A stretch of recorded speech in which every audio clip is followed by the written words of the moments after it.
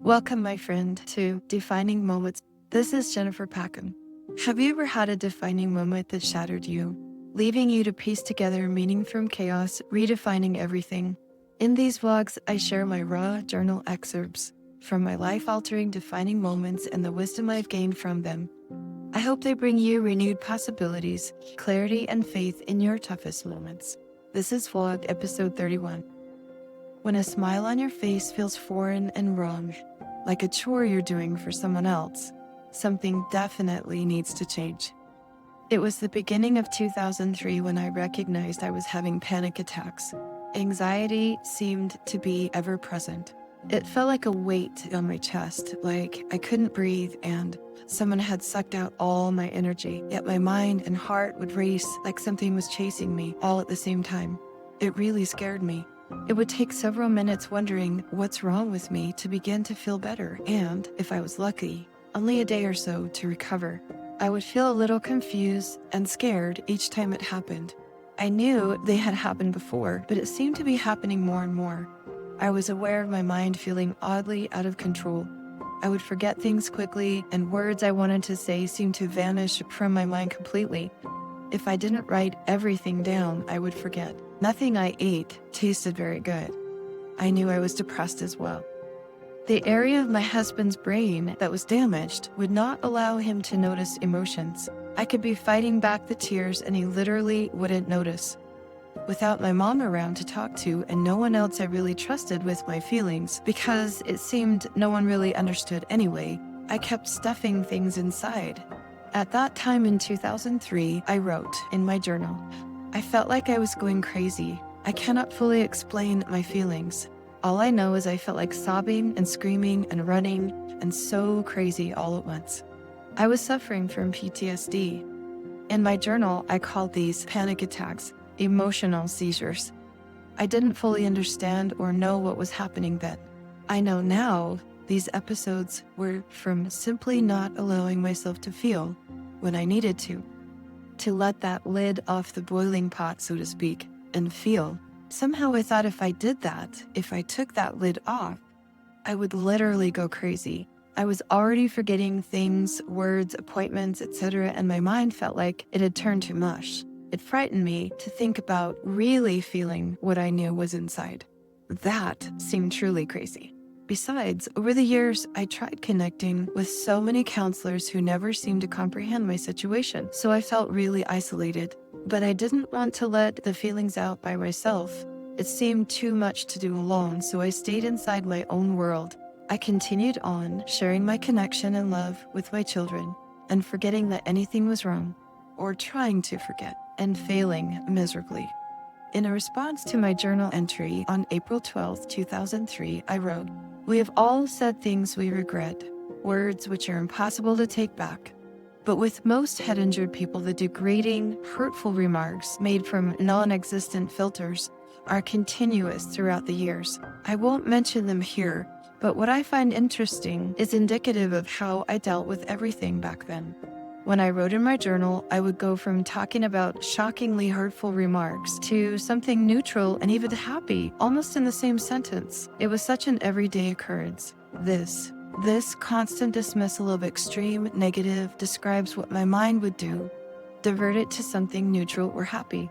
This was my habit. Now, I'm not saying we need to point out the negative whenever it happens, but if we refuse to see it, choose to completely ignore it, and imagine it isn't there, our ability to do is diminished and the emotions not felt end up coming out sideways in much more damaging ways. Trauma can be disabling if it's not dealt with as soon as possible after it happens. Most traumas do not last for decades, and those that do, as in child abuse, are much harder to overcome. There's no ending date of the trauma, often no end to the abuse, because it's held in the heart. Left unchanged, it seeps into a person's soul over time, becoming part of them. It's impossible for them to see inside clearly because it's the way they experienced life, and they knew nothing else. But even then, understanding echoes in the heart of something better. My parents definitely struggled daily in their relationship, but even then, I had the advantage of being raised pretty normal before this mental and emotional battle became a daily moment-to-moment thing when I was 23. I remember growing up feeling mostly whole, feeling excited about and anticipating good things for my life. I'm sure my kids did too. Kids are very resilient that way, but they were also born into a serious circumstance they had absolutely no control over. Their view of reality was skewed at best. Sure, we had advantages like going to Disneyland often and going on the San Juan River trip sometimes, which was great as long as we took other people with us, so my husband was on his best behavior. But there was always this underlying tension that if they were not helpful, quiet, or if dad was in a bad mood or depressed for any reason, they had better watch out. All my kids had at least one physical and emotional symptom of stress that began to show up by this time. At 12 years old, my oldest daughter had chronic abdominal pain for nearly a year while we did extensive medical testing, but they could find nothing. We eventually found out through alternative means a reason for it, but I believe ultimately it was caused by stress. As I have mentioned before, my oldest son struggled with ADHD and had continuous physical, mental, and emotional altercations with his father and complex difficulties because of them. But it was this son that put up a mirror to our family situation and eventually caused me to think, I thank you, my son. I will be forever sorry that I allowed things to continue as they were for so long. My next daughter, at 5 years old, was having nightmares that, at times, I couldn't wake her from. She was learning to copy my just gloss over everything and be happy mentality.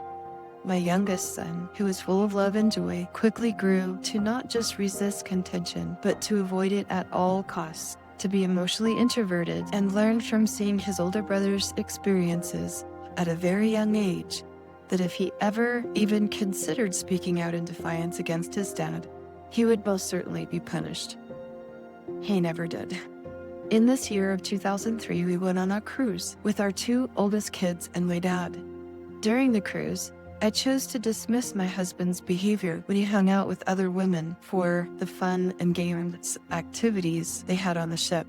I was so used to him at home driving away at night that when he stayed out late on the ship, it wasn't all that out of the ordinary. And when he wasn't around, things felt so normal.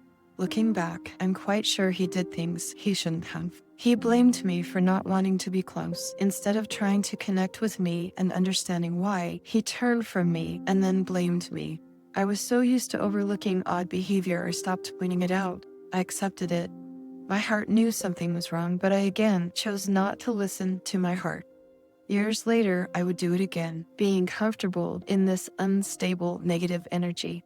I wouldn't ignore this again if I had the chance. As I look back on this time, I see how there were so many wonderful things I learned. Things I can now see just how wonderful they really were. One of them was having the opportunity to complete my first 50-20, which is walking 50 miles within 20 hours. It was quite the experience, to say the least.